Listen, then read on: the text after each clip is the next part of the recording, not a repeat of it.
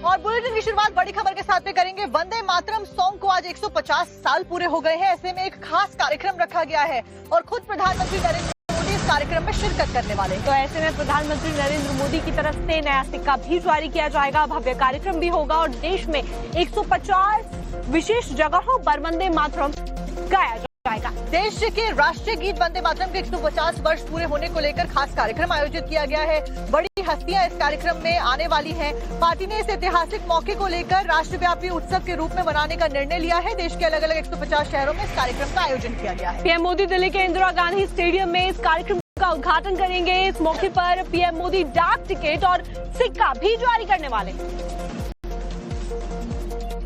तो पीएम मोदी दिल्ली के इंदिरा गांधी स्टेडियम में इस कार्यक्रम का आज उद्घाटन करेंगे और डाक टिकट और सिक्का जारी करेंगे। तो देखिए, राजस्थान की भजनलाल सरकार की तरफ से आदेश दिया गया है कि स्कूलों के अंदर और मदरसों के अंदर वंदे मातरम गीत गाया जाएगा। जहां पर कई जो पॉलिटिकल पार्टीज हैं और लोग हैं वो इस फैसले का समर्थन करते हुए नजर आ रहे हैं, वहीं मुस्लिम संगठनों के द्वारा और कुछ मुस्लिम लोगों के द्वारा इसका विरोध जताया गया है। तो आपको बता दें, राजस्थान की भजनलाल सरकार के आदेश के बाद में राजस्थान की सियासत अब गर्म होती हुई नजर आ रही है। मुस्लिम संगठन और कांग्रेस के नेता इसे लेकर बीजेपी पर हमलावर हैं। मुस्लिम संगठनों ने भजनलाल सरकार के फैसले पर आपत्ति जताई है, तो वहीं कांग्रेस नेता भी कह रहे हैं कि ये बीजेपी केवल माहौल बना रही है। वंदे मातरम का गाना सालों से लोग गाते आ रहे हैं। आपको सुनवाते हैं। सरकार का निर्णय है। सरकार ने कहा है कि सब जगह पर इस प्रकार का जो 150 वर्ष से राष्ट्रगीत क्यों मनाई जाएगी। क्या मदरसों में भी गाया जाएगा? वो सब मैंने कहा ना, वो सब जो राजस्थान सरकार के पार्ट है सब में होगा। जब देश आजाद हुआ, आजादी से पहले कांग्रेस ने आदेश जारी कर दिया था कि हर स्कूल में, हर कॉलेज में, हर चौराहे पर, हर नुक्कड़ पर देश में हर व्यक्ति वंदे मातरम गाएगा। तो वंदे मातरम आजादी से पहले हर घर में हिंदू, मुसलमान, सिख, ईसाई सब गाते थे। बीजेपी वंदे मातरम का बंटवारा करना चाहती है। बीजेपी कहती है कि मदरसों में, तो मदरसे में विरोध कौन कर रहा है? बीजेपी के कुछ एजेंट लोग हैं, वो हिंदू मुसलमान के नाम पर वंदे मातरम का विरोध करवाते हैं। वंदे मातरम का विरोध कोई नहीं करता। राजस्थान की भजनलाल सरकार ने साल भर राष्ट्रगीत का जश्न मनाने के लिए सरकार के अधीन सभी सरकारी विद्यालयों, मदरसों और कॉलेजों में राष्ट्रगीत गाने का ऐलान किया है। सरकार के इस ऐलान के बाद मुस्लिम संगठन और कांग्रेस पार्टी कहीं ना कहीं विरोध में आ गए हैं। मुस्लिम संगठनों का कहना है कि भजनलाल सरकार को मदरसों का विकास और आधुनिकीकरण पर फोकस करना चाहिए, लेकिन वे वंदे मातरम के नाम पर नई सियासत को खड़ा कर रहे हैं। तो वहीं कांग्रेस पार्टी का कहना है कि मदरसों में तो पहले से राष्ट्रगीत होता आया है, लेकिन सूबे की भजनलाल सरकार अपनी नाकामियों को छुपाने के लिए वंदे मातरम के नाम पर नई सियासत को खड़ा कर रही है, जो कि उनकी कथनी और करनी को एक्सपोज करने के लिए काफी है। और इस बीच अब बात कर लेते हैं बाबा बागेश्वर की, क्योंकि आज हिंदू पदयात्रा की शुरुआत होने वाली है, जिसमें 40,000 लोग, उससे ज्यादा बल्कि इस यात्रा में शामिल होंगे। तो आपको बता दें, 150 किलोमीटर लंबी ये यात्रा होने वाली है, जो कि दिल्ली, उत्तर प्रदेश से होकर गुजरेगी और इस पे हिंदुओं को एकजुट करना इसका मकसद है, ये बागेश्वर की तरफ से कहा गया है। और ऐसे में 40,000 से लोग ज्यादा रजिस्ट्रेशन भी करवा चुके हैं। आपको ये भी बता दें कि हिंदुओं को एकजुट करना इस यात्रा का मुख्य उद्देश्य है। आज से 16 नवंबर तक ये पदयात्रा निकाली जाएगी। सनातन हिंदू एकता पदयात्रा इसको नाम दिया गया धीरेन्द्र शास्त्री के द्वारा। तो ये यात्रा आज से 16 नवंबर तक निकाली जा रही है। बाबा बागेश्वर का इस पर कहना है कि हम हिंदुओं को जागृत करेंगे। भारत की एक सबसे बड़ी 2.0 यानी हम अपने जीवन काल की दूसरी पदयात्रा प्रारंभ कर रहे हैं। 150 करोड़ भारतीयों की 150 किलोमीटर की हिंदू एकता पदयात्रा। ये पदयात्रा सनातन धर्म की विचारक यात्रा है।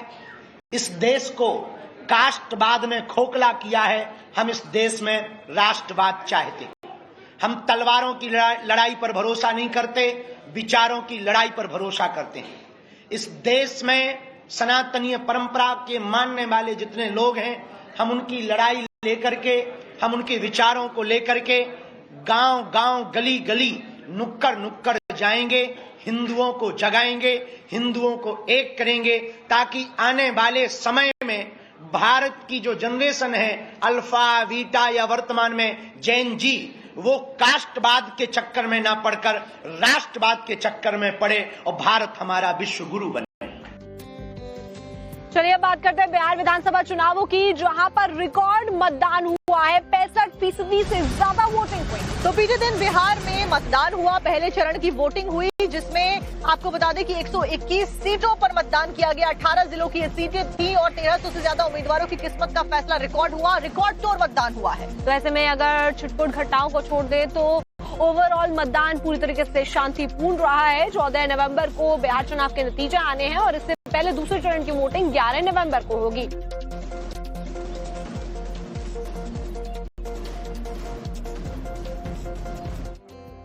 जहां पहले चरण की जो चुनाव है उसको लेकर वोटिंग खत्म हो चुकी है, वहीं दूसरे चरण के ऊपर अब सभी पॉलिटिकल पार्टीज का फोकस नजर आ रहा है, जिसको लेकर 11 नवंबर को वोटिंग होनी है। आज इसी को लेकर बिहार में बड़ी रैलियां होने वाली हैं। तो ऐसे में दिग्गज नेता फिर से मैदान में अपनी जान लगाने वाले हैं। तो वहीं बात करें पीएम मोदी और राहुल गांधी की चुनावी रैली होने वाली है। औरंगाबाद और भभुआ में पीएम मोदी की चुनावी सभा होने जा रही है। तो बिहार में पहले चरण के लिए वोटिंग हो गई, अब दूसरे चरण के लिए 11 नवंबर को मतदान होना है, जिसके लिए एनडीए और महागठबंधन पूरी ताकत झोंकते हुए नजर आ रहे हैं। तो ऐसे में गृह मंत्री अमित शाह भी 3 चुनावी रैलियां करने वाले हैं। बांका और भागलपुर में राहुल गांधी की भी जनसभाएं होनी है।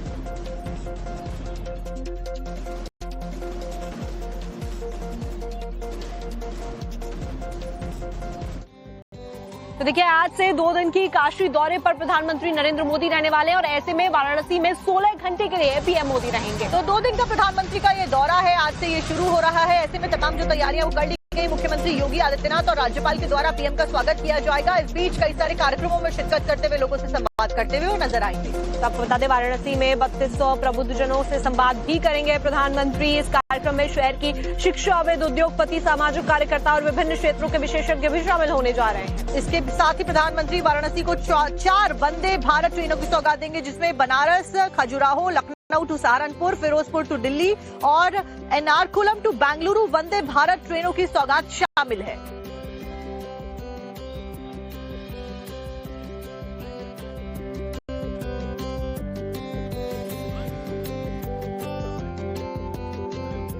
तो चलिए वो कैसे पकड़ा आप भी देखिए। राजस्थान के पाली में ढाबा मालिक से मारपीट करने के आरोप में आरोपियों का पुलिस ने जुलूस निकाला। दोनों ने पुलिस से बचने के लिए अपना सिर मुंडवा लिया था, लेकिन पुलिस ने सीसीटीवी के जरिए दोनों की पहचान कर गिरफ्तार कर लिया और फिर उनका जुलूस निकाला। आरोपी जहां से गुजरे लोग उनका वीडियो बनाते रहे और बदमाश हाथ जोड़ते चलते रहे।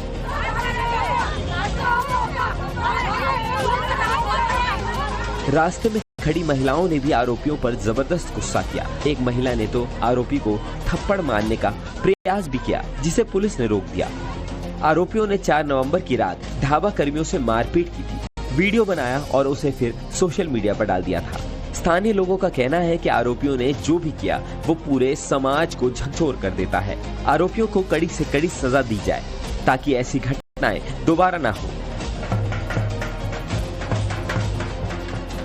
पुलिस का कहना है कि ये कार्रवाई समाज को संदेश देने के लिए की गई थी।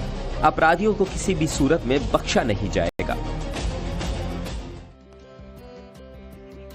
सुबह सुबह गांव वाले नगर के किनारे घूम रहे थे और ऐसे में उनको वहां पर मगरमच्छ दिख जाता है। जैसे ही मगरमच्छ दिख जाता है वैसे अफरा तफरी मच जाती है। गांव वालों ने तुरंत वन विभाग को सूचना दी, जिसके बाद घंटों की मुशक्कत के बाद में कैसे इसका रेस्क्यू किया गया, आपको जानकारी पूरी रिपोर्ट में दिखाते हैं। यूपी के सीतापुर में शारदा सहायक नगर खूब हुआ बवाल, जमकर हुआ हंगामा।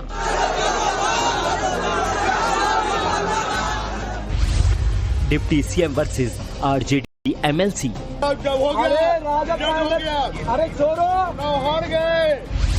विजय सिन्हा से भिड़े एमएलसी अजय सिंह। जंगल राज नहीं रहने देंगे, विजय सिन्हा के रहते बिहार में जंगल राज नहीं होगा। बिहार में पहले चरण की वोटिंग के दौरान लखीसराय में जमकर बवाल हो गया। डिप्टी सीएम विजय सिन्हा के काफिले को रोककर आरजेडी समर्थकों ने जमकर नारेबाजी की और डिप्टी सीएम विजय सिन्हा की गाड़ी पर गोबर और चप्पल फेंके। फिर क्या था, देखते ही देखते बवाल फट गया। विजय सिन्हा और एमएलसी अजय सिंह आमने सामने आ गए। इस दौरान दोनों के बीच तीखी नोकझोंक देखने को मिली। विजय सिन्हा ने आरोप कि अजय सिंह शराब के नशे में हंगामा कर रहे हैं।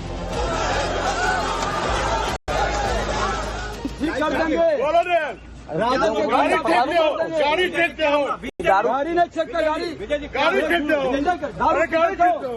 दारू पी के गुंडा कर रहे हो।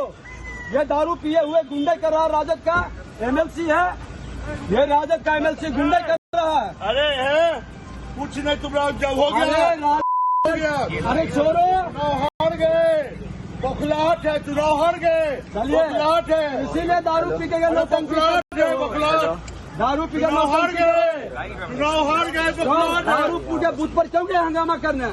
अरे तुम्हारा गुंडा कब्जा कर रहा था, जो लाखों रुपया सबसे बड़ा गुंडा तो तुम हो, गुंडे करते हो जाके दारू पी के। कब्जा करना चाह रहा था, नहीं होने दिए, कब्जा होने नहीं दिए, दारू पी के जाने का।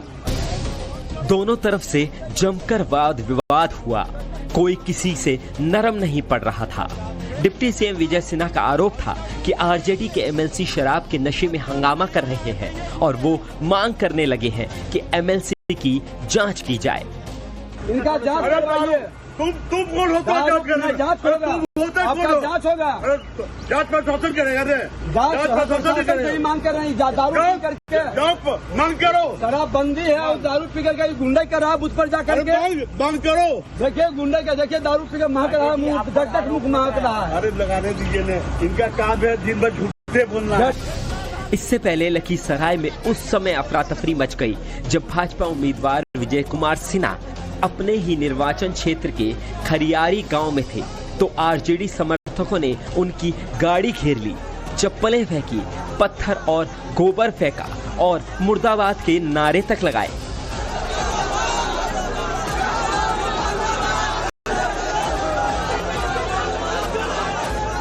हंगामे के बाद डिप्टी सीएम ने पुलिस के आला अफसरों से बात की और धरने पर बैठने की बात कही। मैं इसी गांव में हूँ, समुच्चा भीड़ आगे आ रही है, आप स्पेशल फोर्स भेजिए, हम यहीं धरना पर बैठेंगे। ये गुंडा राज को स्थापित प्रशासन, यहाँ का एसपी इतना कमजोर कायर है, आके बूथ पर कहता है कि शांतिपूर्ण, जब उम्मीदवार को उप मुख्यमंत्री को घुसने नहीं दे रहा है गांव में, सारा गाड़ी पर पत्थर और गोबर फेंका है। ये गुंडा राजद का गुंडा है और सत्ता में आए बिना इसके गुंडे देख लीजिए कि बिहार के उप मुख्यमंत्री को बाहर जाने के लिए किस तरह से विरोध प्रदर्शन कर रहा है। काफी देर तक हंगामे के बाद माहौल शांत हो गया। इसके बाद आरजेडी एमएलसी अजय सिंह लखीसराय के कबैया थाना अपना अल्कोहल टेस्ट कराने पहुंचे थे, लेकिन जांच में शराब पीने की कोई भी पुष्टि नहीं हुई। अब जिस तरह से बिहार में पहले ही चरण में जमकर बवाल देखने को मिला, इस घटना से बिहार की सियासत और गर्मा गई है। और अब हम आपको लेकर चलते हैं अहमदाबाद, क्योंकि अहमदाबाद से एक बेहद हैरान कर देने वाला मामला सामने आया है, जिसको देखने के बाद में आपको अजय देवगन स्टारर फिल्म दृश्यम की याद जरूर आ जाएगी। बिल्कुल, यहाँ पर एक महिला है रूबी नाम की, जिसने अपने प्रेमी के साथ में मिलकर अपने पति की हत्या की, लेकिन इस सबसे बचने के लिए कि कभी सामने न आए, उसने अपने पति के शव को फर्श के नीचे ही दबा दिया। लेकिन कैसे क्राइम ब्रांच ने इसका खुलासा किया, देखिए इस रिपोर्ट में। इस कहानी में कई किरदार हैं, एक पति, एक पत्नी और एक प्रेमी। पति समीर बिहारी 1 साल से लापता था। पत्नी का दावा था कि वो मुंबई में नौकरी करता था, पर उससे कोई संपर्क नहीं है। अहमदाबाद पुलिस भी 1 साल तक समीर बिहारी की तलाश में भटकती रही, क्योंकि उन्हें क्या पता था कि समीर की पत्नी रूबी का ही सारा खेल रचा हुआ है। दरअसल रूबी का इमरान नाम के एक शख्स के साथ एक्स्ट्रा मैरिटल अफेयर था, लेकिन ये बात समीर को पता चल गई। समीर ने इस बात पर आपत्ति जताई तो रूबी और इमरान ने उसे ठिकाने लगाने का प्लान तैयार कर लिया। रूबी इमरान ने मिलकर समीर बिहारी को चाकू से गोद कर मार डाला और उसकी लाश को घर के फर्श के नीचे ही छिपा दिया। अब गेंद पुलिस के पाले में थी, उसे इस केस को सुलझाना था, क्योंकि मास्टरमाइंड समीर की पत्नी रूबी थी, इसलिए इस केस को सुलझाना आसान नहीं था। शुरुआती दौर में पुलिस गुमशुदगी की आधार पर समीर की तलाश करती रही, लेकिन धीरे धीरे रूबी के बदलते बयानों की वजह से पुलिस को शक होने लगा और आखिर में अहमदाबाद क्राइम ब्रांच को कामयाबी मिल ही गई।